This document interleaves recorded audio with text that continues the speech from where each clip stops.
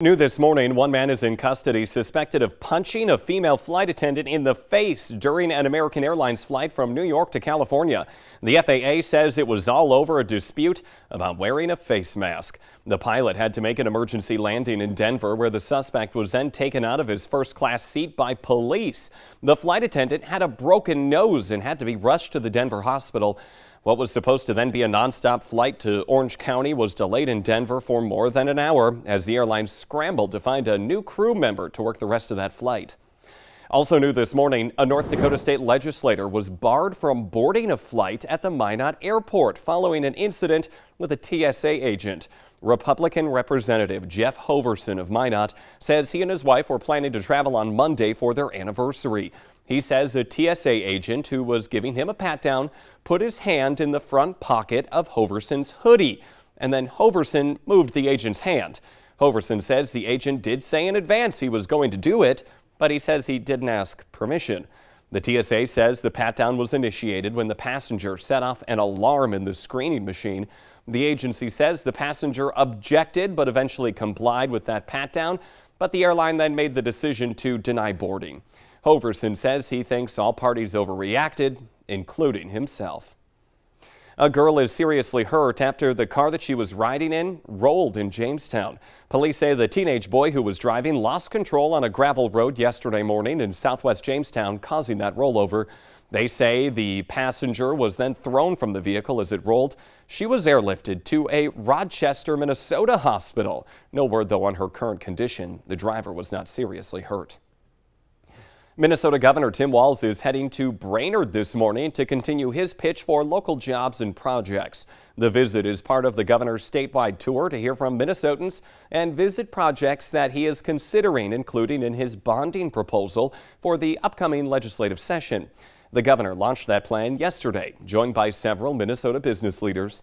The program is a first of its kind, with business and economic development partners from across the state joining together to highlight why Minnesota is a good place to build or advance your career. Building what matters and building what matters for families is a place to go out and sell it, not just to other states. I watch states use COVID relief money to try and poach jobs from neighboring states. That is a absolute loser proposition. The idea is, how are you going to create new things in that space, and how are you going to attract people here? The governor's visit to Brainerd is at 11 this morning. Then he'll head farther north to Virginia, Minnesota this afternoon. Big moves are being made in negotiations with Congress on President Joe Biden's Build Back Better agenda. Democrats are dropping their plans for family and medical paid leave from the package. A new potential add-on to the deal is a tax on billionaires to help pay for that trillion-dollar-plus bill.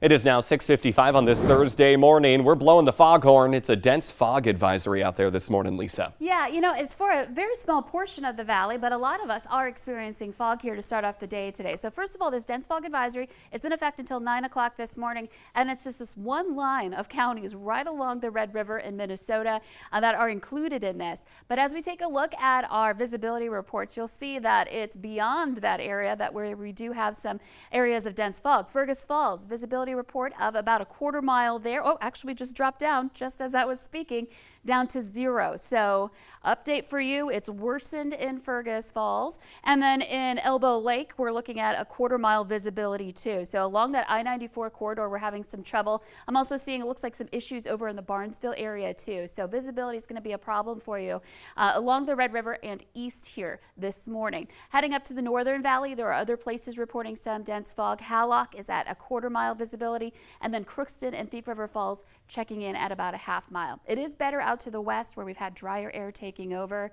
Fargo, again, still seeing some fog in the vicinity. It's not so bad. Visibility is looking okay on our live view, but in general, we're still dealing with it. Fargo's at 41 and Grand Forks 39, where we started to clear out a bit. Thief River Falls, again, fog at 45. Fergus Falls, fog at 43. And Bemidji, it's still raining, 42 degrees. And then on the other side of the valley in Devil's Lake, we've got clear skies and colder temperatures. So talking about that rain, you could see it's still working on departing our eastern counties. So from Baudette down through Wadena. Still getting some showers. It's going to take a little bit for that to move out. We'll see some clearing happening, continuing for us today as well. So some of us starting off the day out at the bus stop with some fog in the region and some cloudy conditions. Please keep an eye out for the kids here today, especially because, of course, sunrise a lot later now, and then the fog on top of that going to make tough visibility in a lot of spots. Temperatures in the 30s and 40s. Tomorrow, or rather this afternoon, we will see temperatures back into the low 50s. And at least for Fargo and places along the red and west, we'll get some sunshine here today. Tomorrow, sun for everyone. It looks like a really nice day. We'll start off a little chilly. And then a quick look at your weekend planner. Remember, we have a first alert weather day for Halloween because cold air is taking over. And by the time we're trick-or-treating on Sunday night, we're looking at wind chills down into the 20s, so bundle up. And this morning, make sure to keep those headlights on longer than you normally would with this fog out there. That's right. Great suggestion. Lisa, thank you. Dilworth Police hope to add another officer to the staff to help with a growing crime problem in the city. Chief Ty Sharp is asking for another full-time position in the budget for 2022. He says it's always been a goal to have 2 officers per shift 24/7. The city budget will be finalized in December. Not everyone is happy with the latest boundary changes that are proposed for the Fargo Public School District. The school board has approved shifting nearly 40 Bennett elementary students to Centennial. But some parents say that the problem will only get worse as Fargo continues to grow. And they say now maybe is not the time to have elementary age students switching their schools. Minnesota Governor Tim Walz says the state's plan to start getting kids between the ages of 5 and 11 vaccinated against COVID-19 could start as early as next week. That's when it's expected that Pfizer's vaccine will be given the approval by the FDA and the CDC. The governor says the state has more than 1,100 providers who can give the vaccines, including pharmacies, healthcare systems, local public and tribal health agencies, along with state-run community clinics. Well, get a load at this video here. Police in Glendale, Arizona, they had their hands full trying to corral a loose cow. The wild chase over the weekend was caught on body cam video. Police got a call early Saturday about that cow meandering down the streets of a normally quiet neighborhood. Officers tried everything they could to keep the cow out of harm's way, but the cow was just too shifty for them. Finally, the owner was able to get the cow under control, take it home. No one, including the cow, was injured during that chase. Maybe a few lawns look a little worse for the wear. Let's get the answer now to our question of the morning on Facebook. That question, the average person will eat 35,000 of these in their lifetime. The answer, cookies. I think my number is a little higher. Remember, the CW will be on there right after this. Have a great Thursday.